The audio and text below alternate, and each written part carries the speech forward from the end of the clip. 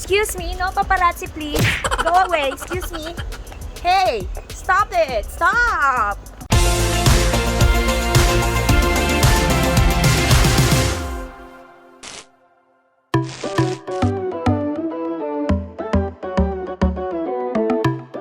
Hi guys! Welcome to our YouTube channel. My name is Angel. My name is Aljca.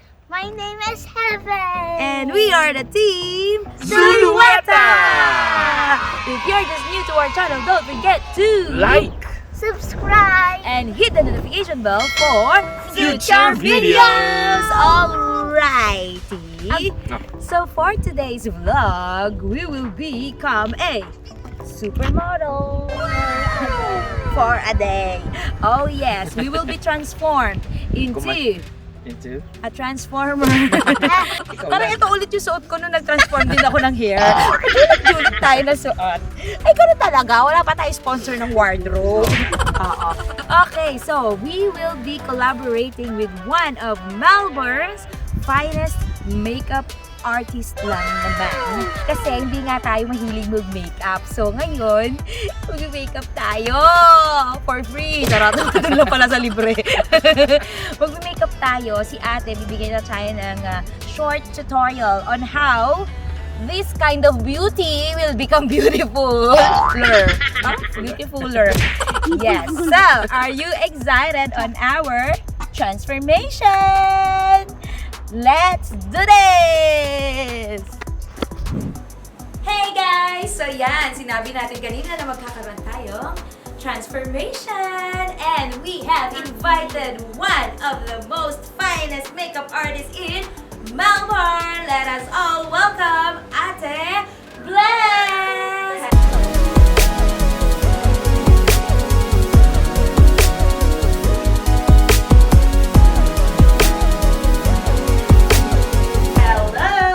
Thank you so much.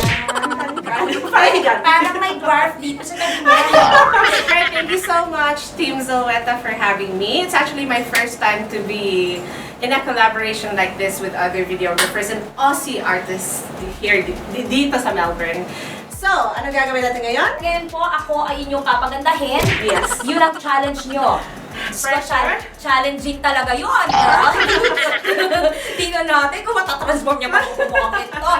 Eh, sobrang ganda na, di ba? So, sobrang ganda pa niyan. Diba? Mga bashers, huwag kayo dyan, kagaya ni Jamel. Okay, kaya start na tayo! Yeah!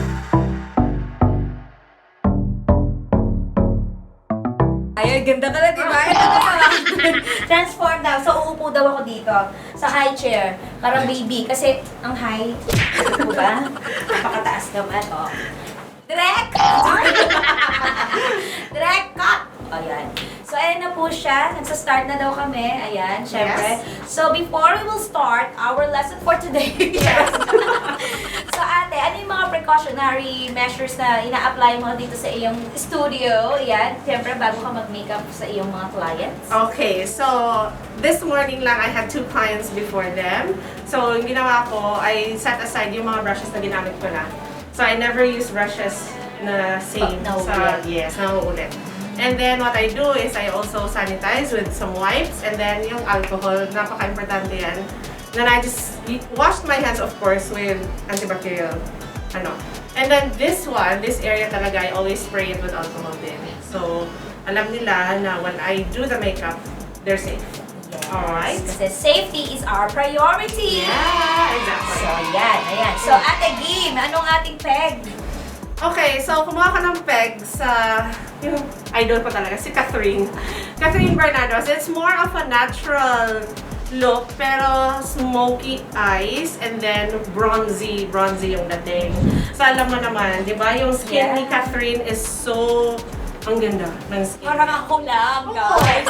That's why I chose that look as well. Kasi Angelica is quite morena and bagay siya sa look na yun. Daniel Padilla. Watch out! Yeah. By the way, nakilala namin si Ate Bless nung isa siyang naging makeup artist ng isa sa mga bride na Yes. kinuhanan namin sa Aljca Productions. Kung hindi niyo po natatanong, kami po ay kumukuha din ng mga videos sa weddings, prenups, mga birthday, nag-promote Aljca Productions. Ayan. Follow us on Facebook. Ayan. So, yun. Nakita ko yung gawa ni ate at yung bride namin, Tem. From morning na kinasal siya hanggang nag-post na kaming pictorial, fresh si ate. Really? Okay, so what I'm gonna do first is I will prep her skin kasi hindi talaga maganda yung makeup pag walang magandang prep. Alright? Okay. So make sure na everything is moisturized, lagyan natin ng serum, lagyan natin lahat ng pwedeng i-apply natin sa mukha mo. Sa mukha ko. So, challenging talaga to. So, pagpasensyahan mo na mukha ko. Sobrang ganda. Wow! Hindi, maganda talaga siya. And her skin is so glowing. Kahit walang makeup, maganda na. Maliit na bagay. Okay, so start na tayo, okay? So I always start with, I'll be using the MAC Fix Plus. So ito is a setting spray, but it's also a primer at the same time.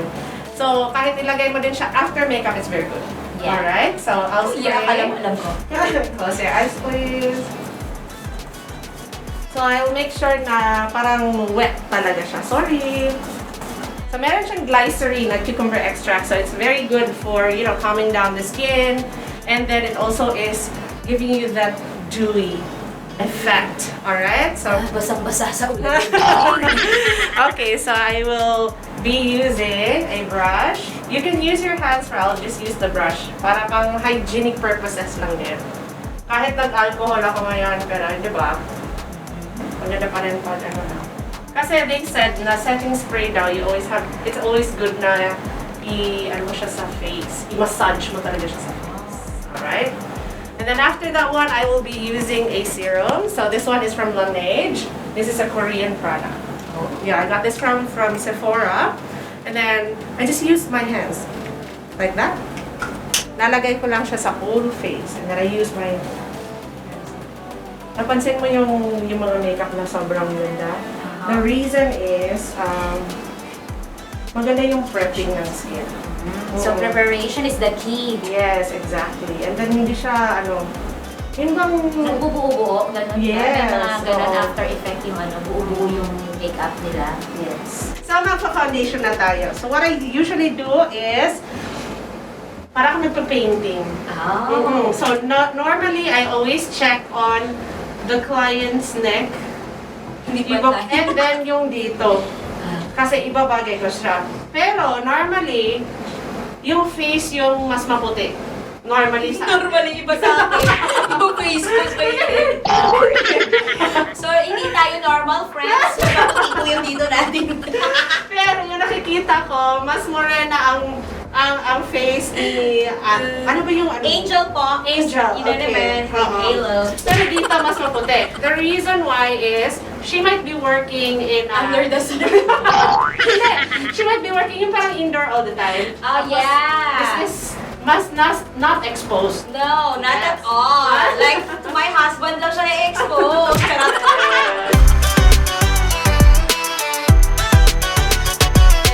I always think about the client's face already.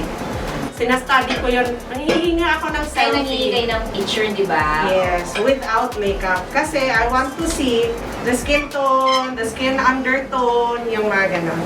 So sinastudy ko siya. Hindi siya normal lang nalagay ng tawag yan, ng foundation.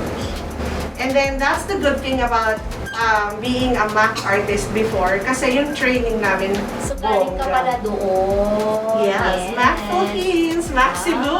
Hello, John. Shout out po sa mga Mac Cebu. Mac, bikini me. Supplyan mo kami, oh. Yung bibig mo sa kanya, may take one. Yan.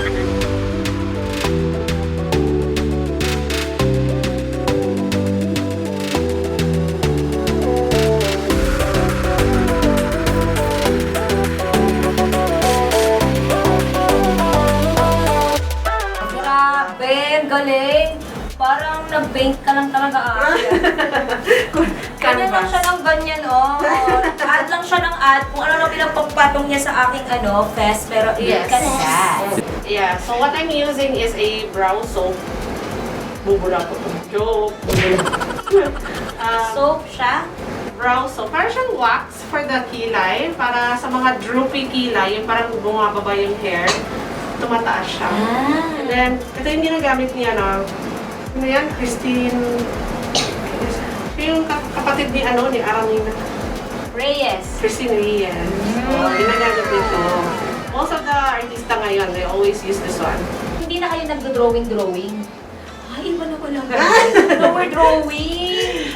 You will only draw pag you need to fill in the brows. Ganyan lang. Pero hindi siya, ano na siya, at least you know na hair talaga.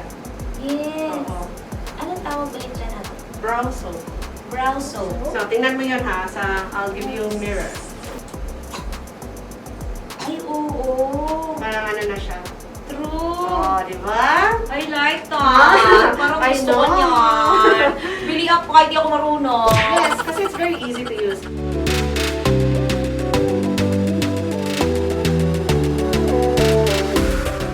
So ito, I'll just use a pencil para lang i-fill in ko yung area na less hair. Okay? So, ito talaga, kasi I do hold makeup workshops dito sa Melbourne. So, yung tinuturo ko all the time is, huwag nyo na lagyan ng pencil pag may mabuhok na. Oo, para hindi siya makapal. Yeah. And then it would look very natural. If you are going to ask me what's one of the most important thing that is in my makeup kit, it always has to be a concealer. Kasi pag may mga scars, mga tibiyawat, mga sumupa sa mukha natin, meron tayong concealer. And then it's an eraser for everything. Pag wala tayong tulog, zombie mode tayo, at least. Sana kaya rin niyang erase yung mga sakit. Wow! May hugot. By the way, yung mata ni Angel Oh, is yes. monolid. Pag sinabing monolid, walang, ang tawag niyan? Sa Tagalog, walang fold. Walang, talukap. Talukap. Yung talukap ng mata niya, walang guhit. Yeah, walang, Oh. hindi siya deep set. Yes. So parang Ayun. tinatabunan ng Mahirap pa siyang i-make up. Yes, that's one of the struggle sa isang makeup artist pag walang talukap yung mata. True. Because, kahit anong yung tawag nun, eyeshadow na nilalagay mo, Nawawala siya. Yes. Pero So, meron anong namang gagawin mo? technique. Biglang, anong gagawin mo ngayon? So, i-pack up na natin daw. Wala na, tapos na. Wala na, tapos na. Mahirap pala eh.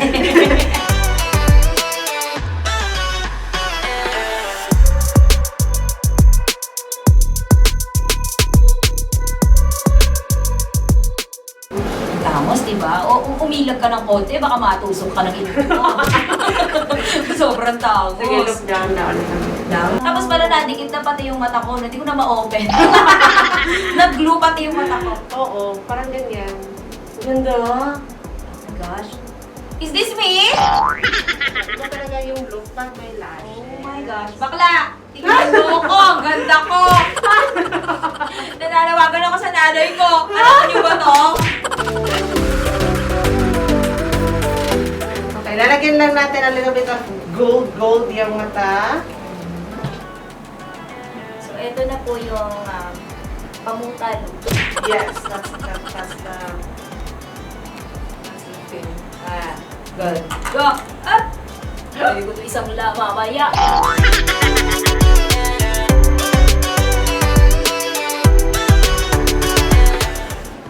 You always have to apply mascara sa baba. Kasi sobrang ganda tingnan. Oh my God. Am I like a doll, no? Yeah. Oh my Okay gosh! na siya. I'll give her this magic mirror. I'm so excited! Okay. Here you go. Ako ba to? Hindi ko siya kilala. Sino to?